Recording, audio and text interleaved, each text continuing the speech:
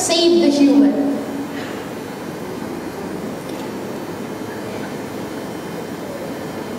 After 5 years of the project plan for the planet, the project is already in 193 countries.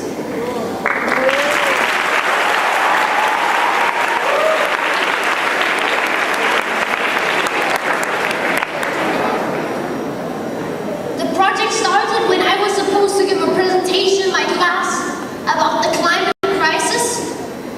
And on the weekend, while I prepared this presentation, I found out about Wangari Maathai. She's a Peace Nobel Prize laureate from Kenya. And she planted 30 million trees in 30 years there, with many other women. And then that inspired us that we children could also plant 1 million trees in each country of the world. This was the first tree we planted, and soon after, many children all over the world participated.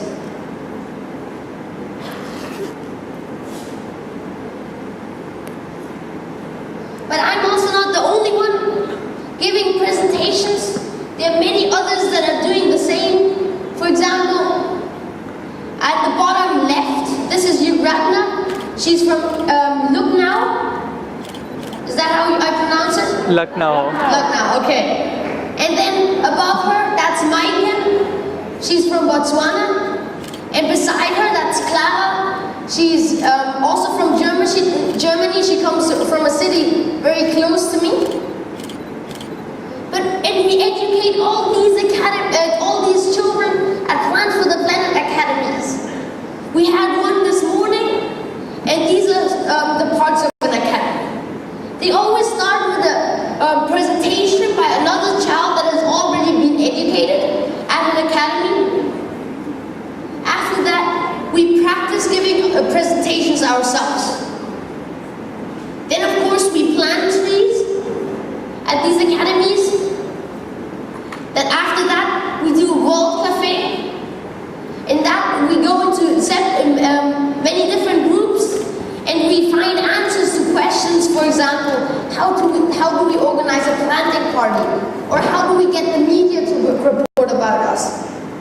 Or how do we get other children to support us, and so on. And after that, we go into the school groups, into the groups of the schools we come from, and think of ideas what we want to do in our areas. We will make a plan there. And at the end, we all present this plan in front of the rest of the participants of the academy, and then everyone who's taking part of the academy will get a certificate as a climate justice ambassador. Hopefully, if there is an academy here soon, some of you could also participate in an academy. This is how the world looks, how we learn it in school. The bigger a country is by land area, the bigger it's on this map. This is the world by cars. The more cars that drive in the country, the bigger the map is, the countries on this map. You'll see the US and Europe are very big, and also Japan. India is quite small. And Africa is very small. And with motorcycles, India and China are very big. And the US is very small, Africa is still small. This is the world by people that live with less than $1 a day. Again, India and China are huge, and Africa. But Europe and the US are practically invisible. Now this map moves from people that have less than $1 a day to people, not anymore. Hopefully. Okay, now, it moves from people that have less than $1 a day to people that have more than $200 a day. Now we are less than $2 a day. 1/2 of the world's population lives with less than $2 a day. Less than $10 a day?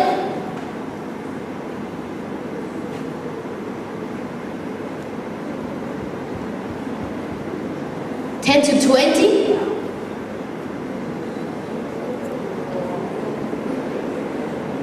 India's getting much smaller.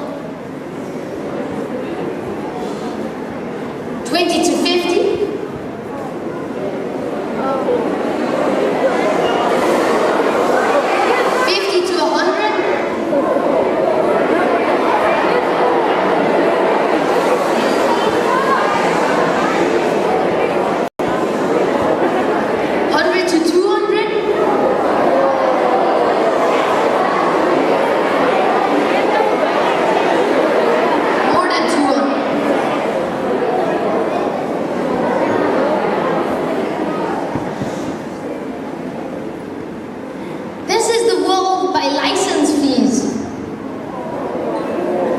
This is the US and Europe. The world by population.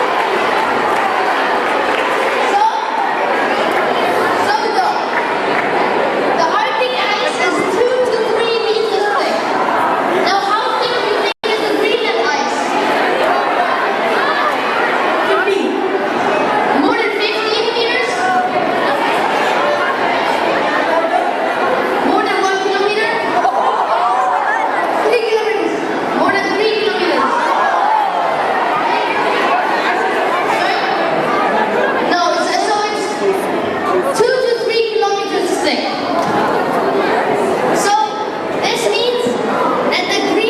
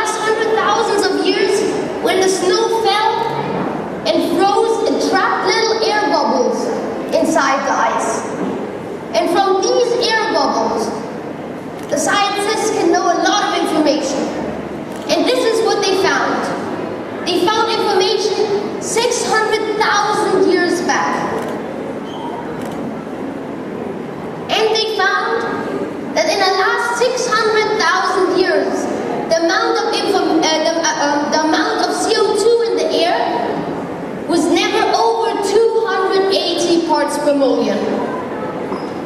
But now we're already at 385. And the scientists tell us that if we continue that way, in about 40 years, we will be at 600 parts per million.